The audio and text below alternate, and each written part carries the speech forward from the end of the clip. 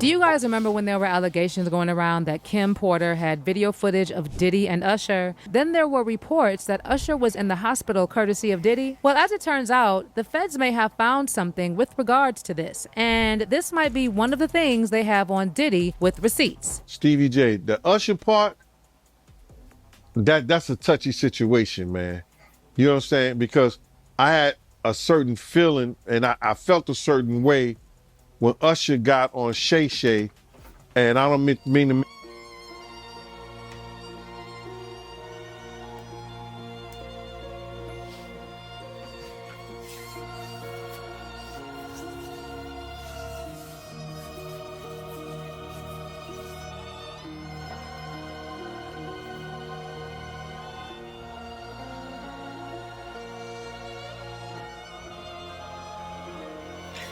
Diddy clapped them cheeks so hard, man. Put that boy in the hospital, man.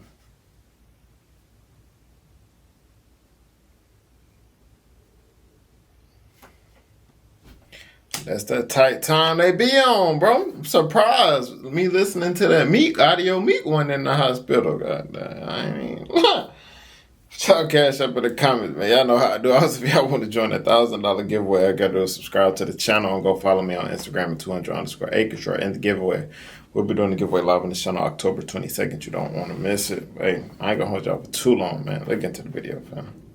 Mention other people platforms, but he got on Shay Shay and he mentioned how great and how good Puff taught him and everything.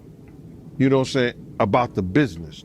I know, and people know, that was around that in that time that Puff and Usher did have a situation. And that situation led Usher to the hospital. Well, I'm sure you guys know that there are allegations that have been around for a while saying that Diddy gave Usher an STD. In fact, that is allegedly one of the things that was supposed to come up in the book that Kim Porter was writing, which disappeared just before she died. Allegedly, the book covered in detail how Diddy was into BBCs and slept with different men on multiple occasions, and how Usher's mom confronted Diddy about alleged... Did you say Diddy was into BBC?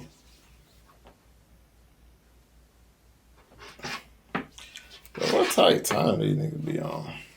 What's wrong with these niggas, bro? I swear. Being intimate with Usher and giving him an STD after she found out what was going on. Allegedly, while Kim was going through security footage from Uptown Records because she had a feeling Diddy was playing her, she allegedly came across footage of Diddy and Andre Harrell doing you know what. Obviously, Kim did not expect to find footage of Diddy and Andre when she was going through the recordings, but she did, and she kept the footage. Allegedly, based on reports, Kim didn't just get her hands on footage of Diddy and Andre, she also had video footage of Diddy allegedly taking advantage of Usher. But that also disappeared because just before she died, someone broke into her house and only her laptops were stolen. What I want to know is like, why is they video recording themselves? Like, why is all of this on video? Why would you want to even video record that?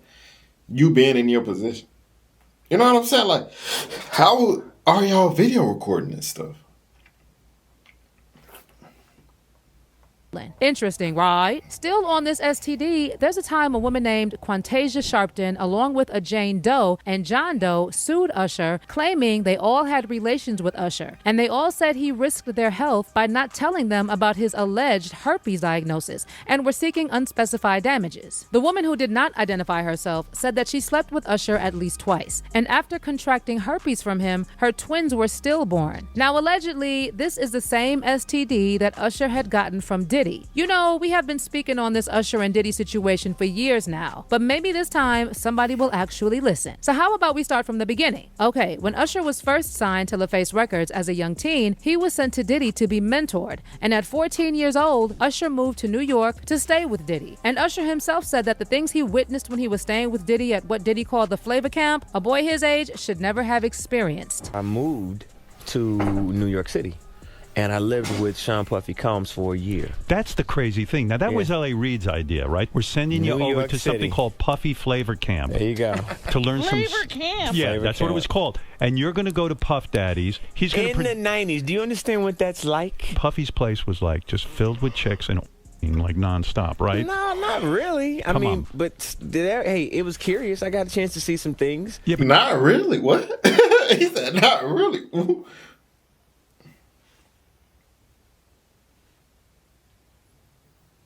I've been told y'all about that flavor camp. What parent would let their kid go to something called flavor camp?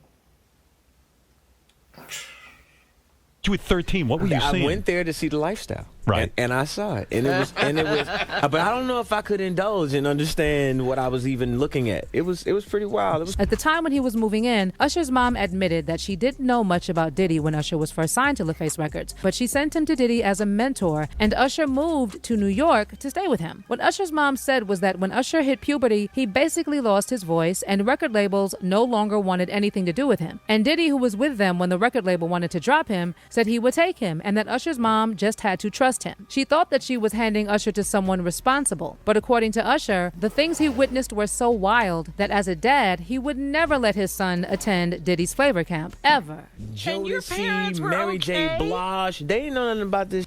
Oh.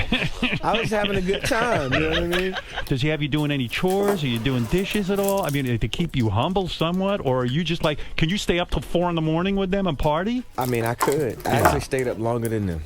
And what kind, do you have money? What's going on? I mean, I had like per diem. Yeah. I had like, you know, What like a a living. life. Yeah, it's pretty crazy. 14 years old. You're a dad now. Would you ever send your kid to Puffy camp?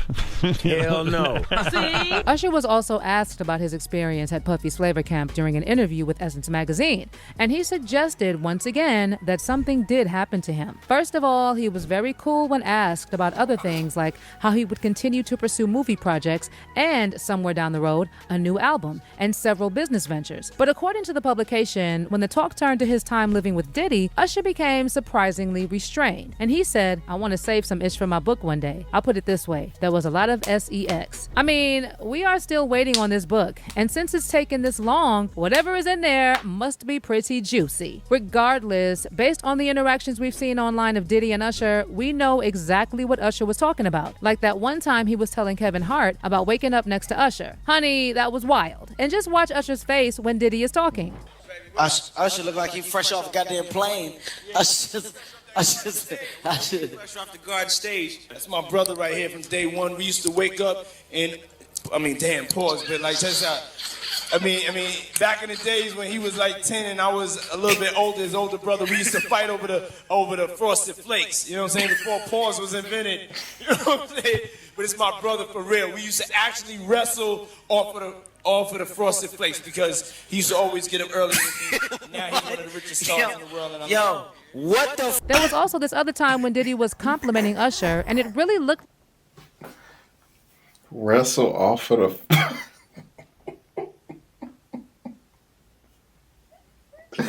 Every time I hear that, I'm amazed at, like, why would Diddy even say that? Wrestle off of the roster. No way, bro. like he was checking him out and talking about Usher eating his cereal in his kitchen. I was so mesmerized, I don't even know what you're talking about. I was just so blown away by the stamina. That nigga's... This man Usher standing here like a bad bee, bro. He just, look at him. I'm a bad bee rep. Look at him,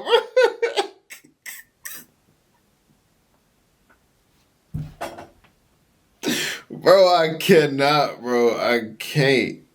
The connection, being able to be connected, that on so much.